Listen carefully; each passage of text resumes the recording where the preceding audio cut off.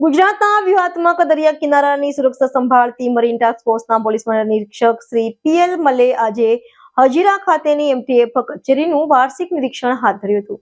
ગુજરાતના વ્યૂહાત્મક દરિયા કિનારાની સુરક્ષા સંભાળતી મરીન ટાસ્ક ફોર્સના પોલીસ મહાનિરીક્ષક પીએલ મલે આજે હજીરા ખાતેની એમટીએફ કચેરીનું વાર્ષિક નિરીક્ષણ હાથ ધર્યું હતું.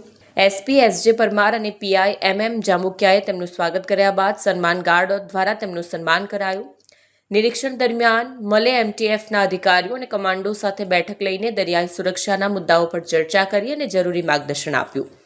રાજ્યના 2340 કિલોમીટર લાંબા અતિ સંવેદનશીલ કિનારાના કારણે દરિયાઈ સુરક્ષા માટે વિશેષ સતર્કતા અને સક્રિયતા જરૂરી હોવાનું તેમણે નોંધ્યું. બેઠકમાં કમાન્ડો અને અધિકારીઓની શારીરિક ફિટનેસ પર ખાસ ભાર મૂકવામાં આવ્યો હતો અને બીએમઆઈનું સતત મોનિટરિંગ કરવાની સૂચના આપવામાં આવી. એમટીએફ કર્મચારીઓ તેમજ તેમના પરિવારોની કલ્યાણકારી યોજનાઓ પર પણ ચર્ચા થઈ અને આ બાબતે વિશેષ ધ્યાન આપવાનું કહેવામાં આવ્યું. હર્ષદ મહાયવંશીનો રિપોર્ટ, આઝાદ ન્યૂઝ.